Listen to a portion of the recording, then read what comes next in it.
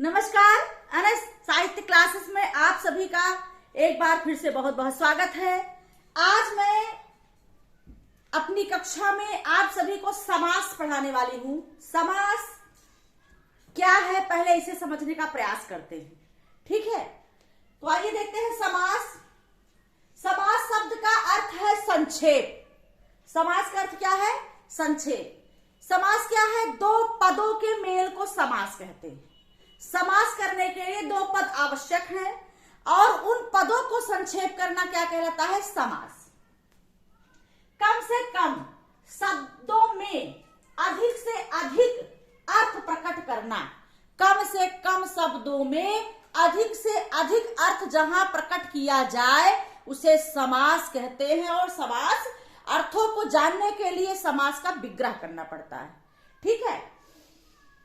अथवा जब दो या दो से अधिक शब्दों को मिलाकर एक शब्द बना लिया जाता है तब उस प्रक्रिया को समास कहते हैं। मतलब जब दो शब्द को मिलाकर के एक कर दिया जाता है वहां पर क्या होता है? समास। समास दो पदों का मेल होता है, जबकि संधि में आपने देखा वर्णों का मेल होता है। वहां दो वर्ण के मेल होते हैं और समास में दो पदों का मेल होता है।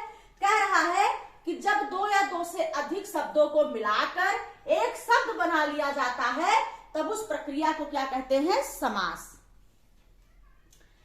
समास वह शब्द रचना है जिसमें अर्थ की दृष्टि से समास वह शब्द रचना है जिसमें अर्थ की दृष्टि से परस्पर स्वतंत्र संबंध रखने वाले दो या दो से अधिक शब्द मिलकर किसी अन्य स्वतंत्र शब्द की रचना करता है। वही चीजें कही जा रही है कि समास कैसे बनता है।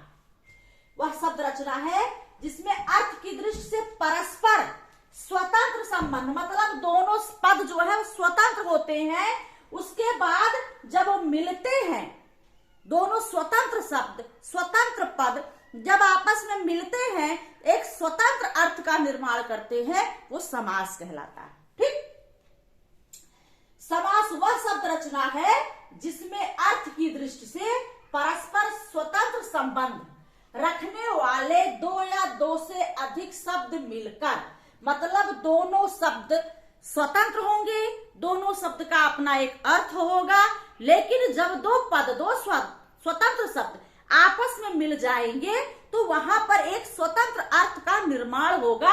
उसे क्या कहते हैं? इस शब्द रचना को समास कहते हैं। समास के लिए जरूरी क्या है?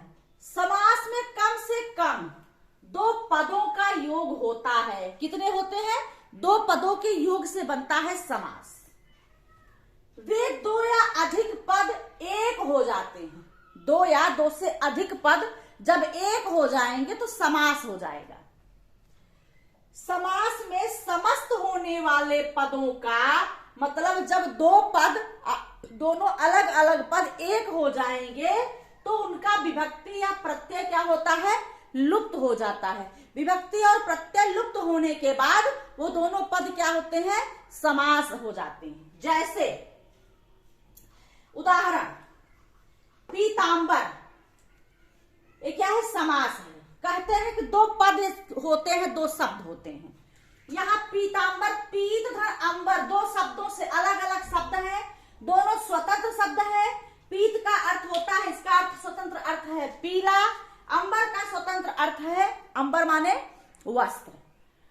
यहाँ पर पीत और अंबर दो पद जुड़ करके बनता है समास पीतांबर, ठीक?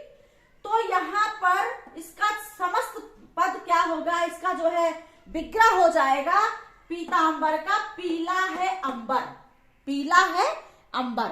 चूंकि पीतांबर में दो समास माने जाते हैं, इसका समास भी दो प्रकार से विग्रह होगा। एक तो हो जाएगा पीत है अंबर। अंबर की विशेषता यहाँ बता रहा है कि अंबर कैसा, वस्त्र कैसा है? पीला है। तो यहाँ पर कर्मधारय हो जाएगा। अगर इसका आप जो है क्या कहते हैं, समास विग्रह करेंगे, पीला है अंबर जिसका, अर्थात भगवान विष्णु, तो यहाँ समास बदल जाएगा, यहाँ बहुब्रीहि समास हो जाएगा। तो समास में कह रहे हैं कि दो पद जरूरी है, दो पद स्वतंत्र पद होने चाहिए, और इसका स्वतंत्र अर्थ जब समास बन जाएगा तो अगला अर्थ भी जो निकलेगा वो भी स्वतंत्र होगा। तो ये प्रक्रिया आप देख रहे हैं। अगला है शिवालय।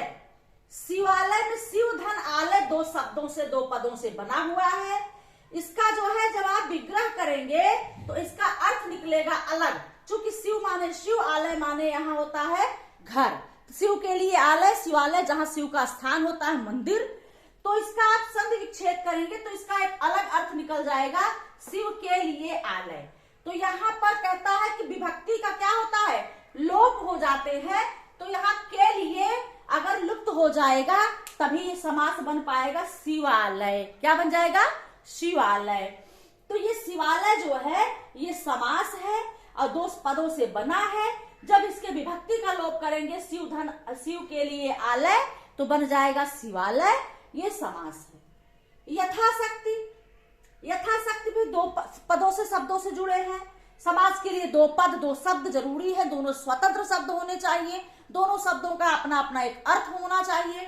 तो यथा और शक्ति, यथा माने आवश्यक सामर्थ्य के अनुसार, शक्ति माने ताकत। यथाशक्ति मतलब शक्ति के अनुसार, इसका हो जाएगा ये समास विग्रह। आचार कुशल, आचार धन कुशल दो शब्द है। आचार माने आचरण, कुशल माने मतलब उसमें निपुण होना। तो इसका जो है आचरण से कुशल, यहां से विभक्ति का क्या होगा, लुप्त हो जाता है। कहते हैं कि समास करने पर विभक्ति या प्रत्यय लुप्त होता है तो समास बनता है। तो यहाँ आचार से कुशल से लुप्त होता, बन जाता है आचार कुशल। तो इस प्रकार से यह है समास जिसमें दो पद होते हैं, दोनों पद स्वतंत्र होते हैं, दोनों पदों का अपना स्वतंत्र अर्थ होता है। और इस प्रकार से विभक्तियों और जब प्रत्यय मिलाते हैं तब इसको हम क्या करते हैं, इसका विग्रह करते हैं। ठीक है, तो ये रहा समास। मैंने पूरा प्रयास किया कि आपको समास का शाब्दिक अर्थ या समास का व्यवहारिक अर्थ भी समझ में आए। आज की कक्षा में समास को बस यही रोकते हैं, अगली कक्षा में समास को आगे बढ़ाते हुए ले चलेंगे आपको। तब तक के लिए धन्यवाद।